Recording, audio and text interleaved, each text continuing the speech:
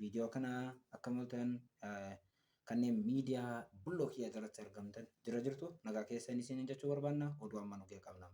Barreessaan amantaa xiqqeessuun musliimoota beekamsiisa Salmaan Rashdii eenyu? Hojii ogbarruu walakkaa jaarraa keessa ture keessatti Salmaan Rashdii doorsifni ajjechaa irra gahuun waan haaraa miti. Kun ammoo sababa haala hojii isaarraa kan ka'edha. Salmaan Rashdii hagayya 12 Niiwuork waltajjii irratti namni billaadhaan isa waraanee amma hospitaala ciisee jira. Kaayyoon isaa osoo haasaa taasisaa jiru waltajjii irratti waraaname haala amma ta'e poolisiin hanga ammaatti beekuu wal ta'uu waan ta'e baatus hojii isaa kan wal qabate akka ta'e ni tilmaamama. Ofii Salmaan Rushdii barreessaan lammii Biriitish addunyaa irratti gurra guddaa qabu eenyu caalaa baay'ee milkaa jedhame kun asoosama kan isaa lammaffaa Midnight Children jedhamuun bara 1980 akka badhaasa guddaa Booker Prize jedhamus argateera. Asoosamni isaa afuraffaa The Scientific Verses jedhamu inni bara 1988 maxxansiise garuu badhaasa osoo hin taane abiddarra isa kaa'e. Asoosamni kun addunyaa irratti kitaaba kamiyyuu caalaa hojii falmisiisaa ta'urra darbee mormii guddaa addunyaa irratti isa taasiseera. Addunyaa Islaamaa keessatti musliimoonni baay'een hojii barreeffamaa akka kanaa maxxanfamuun hedduu isaan dheekkamsiiseera. Akka Nabiyyu Muhammad sallallahu alaihi wasallam itti dhiyaate amantii isaaniitiif arrabsoo guddaa akka ta'es dubbatu. Sababa asoosama isaa kanaan barreessaan umrii ganna 75 Rashdiin ajjeesuuf doorsifni baay'een irra gahaa waan tureef dhokachuuttis jiraachuun dirqameera. Doorsisaa ajjechaa irra gahu hordofee mootummaan Biriitish ammoo eegumsa poolisii jala akka ta'us godheera. Kana mormuun irraa hariiroo Yuunaayitid Kingdom UK waliin qabdu atattamaan kan adda kutte yoo taatu Iraan dursaan olaanaan amantii Iraan Ayatullah Ruhollah Khomeini ammoo labsii akka ajjeefamu fatwaa bara 1989 irrattis baasan.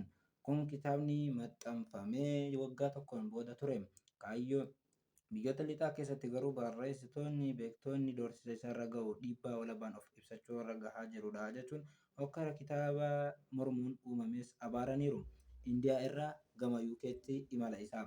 Salmaan Rushdii maatii musliimaa Kaashmir irraa magaalaa Indiyaa Mumbaayitti dhalatee gara UK deemuun lammummaa argate. Booda irraa immoo lammummaa US dabalatan argachuun magaalaa Niiwuork keessa jiraataa jira. Salmaan Rushdii Indiyaan kolonii Biriitish jala bilisa bahuudhaaf baatii 2 yeroo hafutti dabalatee yeroo umriin isaa waggaa 14 ta'uu gara UK deeme. Kolleejjii seeraa Kaambirjii irraa barnoota seeraan eebbifamee yeroon booda lammummaa Biriitish kan argate barreessaan kun amantaa Islaamaas achumatti dhaabe. Wayita barreessaa turetti gidduun hojii taatotaaf ogeessaa beeksisaa ta'uunis hojjeteera. Kitaabni inni dura maxxansiise Girmuu jedhamu milkaa'ina guddaa hin arganne garuu namoonni tokko ammoo yeroodhuma sana barreessaa eegalee cimaa qabu akka ta'es himaa turan.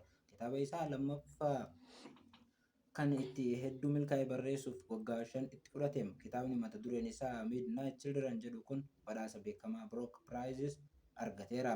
Kitaabni Midnight Children jedhu waa'ee Indiyaa irratti kan xiyyeeffatudha. Asoosamni Rashidii sadaffaan Sheem kan jedhu ta'us bara 1983 kan maxxanfame yoo ta'u waa'ee Paakistaan irratti kan xiyyeeffate ture. Waggaa 4 booda ammas kitaaba The Juggernaut jedhu waa'ee imala isaa Niiwuork irraa fuulleeffates maxxansiisee ture. Kana hunda booda kitaaba isaa afuraffaa The Scientific jedhamuun doorsisni ajjechaa isarra gahaa fulbana 1988 maxxanfameera. Qabiyyeen kitaaba kanaa hawaasa musliimaa amantaa keenya irraa baareera jechuun baay'ees isa mufachiiseera. Gabaasni kan BBC'ti. Kanneen YouTube keenyaaf haaraa taatan like, share godhuudhaan nu faana turan affeerraa keenya. Turtii gaarii kan wajjin qabdanis abdiin qabna.